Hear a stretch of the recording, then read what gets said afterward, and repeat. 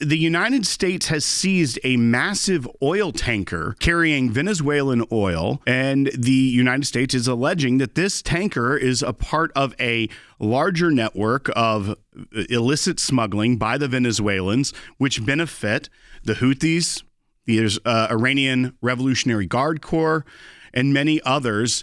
And it was in a dramatic video released by the Attorney General of U.S. military rappelling out of a helicopter, getting on board this vessel to seize it. They also released a tweet from the Attorney General, which said, "Today, the Federal Bureau of Investigation, Homeland Security Investigations, and the United States Coast Guard, with support from the Department of War, executed a seizure warrant for a crude oil tanker used to transport sanctioned oil from Venezuela to Iran.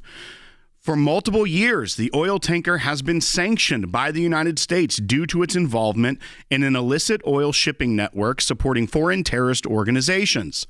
The seizure, completed off the coast of Venezuela, was conducted safely and securely, and our investigation alongside the Department of Homeland Security to prevent the transport of sanctioned oil continues." This made a lot of news. There's a lot of tensions increasing with the Venezuelans, as we've seen over multiple weeks. And really, it began with the start of the Trump administration, with the president going after the Venezuelan gang, Tren de Aragua, calling them a terrorist organization, alleging that the leader, Nicolas Maduro of Venezuela, was in fact the de facto cartel leader of this gang, and that this illicit drug smuggling that comes into the United States is a threat to national security. That's what's led to the attacks on the drug smuggling boats in the Caribbean, as well as in the Pacific. This is an escalation of tensions. This is the first time that a oil cargo ship has been seized by the United States since oil sanctions began in 2019. But this ship specifically was sanctioned by the Treasury Department in 2022, so under the Biden administration. And this now has been seized. So we're talking about 3 years, nearly 4 years, since the sanctions on this specific ship were put in place, and it's the first real action taken against it. It had loaded on about 1.8 million barrels of Venezuelan crude oil just recently. It had offloaded only 200,000 of those barrels to a Panamanian ship, which was taking it to Cuba. So we're talking about 1.6 million barrels estimated of crude oil on this ship, with the allegations that it is transporting sanctioned oil from Venezuela to Iran. We know for a long time that Venezuela and Iran have had close ties, not just Iran, also Hezbollah in Yemen. That's the Houthis in Yemen, as well as Hezbollah in Lebanon. So the Iranian proxies, as well as the Iranian government themselves, have close ties with this regime and have for a long time. There's also reports of an island off the coast of Venezuela that the Hezbollah terrorists use as a training ground.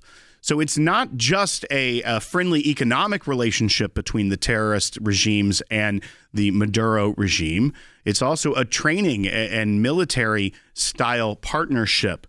We've seen the escalation of the Trump administration in this second term, whether it be against Tren de Aragua, the Venezuelan gang that has become prevalent in the United States and uses violence and drug trafficking to assert their control here and destabilize U.S. cities, but as well as pressure on the Maduro regime itself from the president and taking out trafficking boats in the Caribbean through airstrikes, a highly criticized move by many members of the Democrat Party in Congress, as well as even some Republicans have questioned it. But this is a further escalation from that. This is a seizure of a boat. And I think we also need to frame it within the context of what it is. This boat specifically, this ship, was targeted with sanctions by the U.S. Treasury in 2022. So under the Biden administration, sanctions were put in place. But yet this is the first seizure of cargo from this ship since those sanctions were put in place in 2019. I do want to go to some phone calls because there's a lot coming out of this. I'm curious about what our audience's thoughts are on this, because on the face of it, it looks like an escalation. I don't think anyone really wants to get in a direct conflict with any nation at this point, but much less one in our own side of the world, if you will. Let's go ahead and go to Justin calling from California, online one, watching on YouTube. Justin, you're on Seculo. Hey, thanks for taking my call. Yeah, I'm just struggling to understand why Democrats and those speaking out against this type of stuff, who always are claiming to be holier than thou and they want to follow the law, yet they want to allow these drug traffickers, these smugglers, terrorists on a broader spectrum to operate unimpeded. I just do not understand. Well, Justin, I think the easiest answer is that anything that this president does, they're going to oppose, no matter what. They're going to have, at very least, concerns about the action taken by this president. And I understand being skeptical of military action in general. I think that a lot of Americans have fatigue from the long drawn-out wars in both Iraq and Afghanistan, where we saw many of our fellow countrymen come back either broken from their experiences in war or coming back only to be mourned by their family, no longer a part of our community. I think that there is a lot of fatigue when it comes to that, and I understand that. I also think that there are nuances to these issues that aren't necessarily the adventurism that we've seen maybe in the foreign policy of the past, but that are directly protecting the interests of the United States. Venezuela is not that far from the United States. We also understand that they are harboring and allowing some of our most fierce enemies, whether it be Iran, the proxies of Iran being the Houthis and Hezbollah from Lebanon, within their own country, helping them train there, giving them safe haven, as well as this economic partnership, which helps Iran further terrorism around the world and their attacks against the United States, as well as helps Venezuela continue their entire scheme of destabilization within the United States through drug trafficking, through human trafficking and gang violence that we've seen in this country. But I also think there's another layer to this, which is one that isn't being talked about as much right now. And that's where I'm curious about as well. If the United States is going to use sanctions as a tool to avoid going to war, to avoid getting into direct conflict with nations by putting economic pressure on them, if we've had these sanctions in place since 2019, and this specific vessel has been sanctioned since 2020, and this is the first time anything's really being done about it, what good are sanctions? What is the point of having that tool in your tool chest if you're not going to then do something about it? Now, there's reports as well that they were flying a different nation's flag. They were flying the flag of Guyana, which was not registered in Guyana, nor were they legally flying that. So the Guyanese government is basically saying that this is effectively a stateless vessel. They weren't flying the flag where they were registered, and therefore this is not any sort of violation of the sovereignty of Guyana, which I think is a good thing to note as well as the fact that they were trying to subvert maritime law. They were trying to appear as though they weren't the Venezuelan vessel and trying to get the protections afforded to a vessel that is registered somewhere and therefore should not be raided.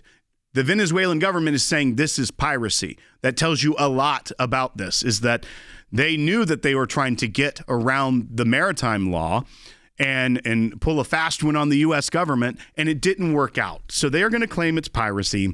The Attorney General was very bold in that statement, showed the helmet cam footage, which was of U.S. military members of the Coast Guard, members of the federal government, rappelling out of helicopters to seize this vessel. It looks almost like a video game or an action film when you see this footage that they've released of them seizing this vessel. If we are going to levy sanctions on people And we are going to try and stop the shipment of 1.8 million barrels of Venezuelan oil, their biggest source of revenue, especially when this is a part of a trade route that is both helping the Iranians as well as the Venezuelans. What is the point of putting sanctions in place if we're not going to do anything about it when they're violating it? I think that is the biggest question I have for those Democrats in Congress that supported the previous president, Joe Biden, whose Treasury Department put sanctions on this vessel. If they are concerned about the United States doing something about those sanctions when the Venezuelans were clearly not living up to them or not concerned about them at all, then what's the point in sanctioning countries? If that tool is not effectively going to get the outcome we want, and it's only going to push us into the need of military conflict later, if we are going to stand by our principles, then what is the point of putting sanctions out there at all? That's what I would ask those in the Democrat Party that have concerns about what happened here. Now, I'm sure there are many maritime law experts and others that will come up with other reasons why they find this to be an egregious overstep of the United States. To me, what I see is the implementation of sanctions in 2019, further sanctions on this specific vessel by the Biden administration, and Venezuela just deciding we do not care about the sanctions of the United States, and the United States finally doing something about it under President Trump. The last thing I want is oil revenues boosting the terror of Iran. So when it comes down to that, I'm on the side of this particular action.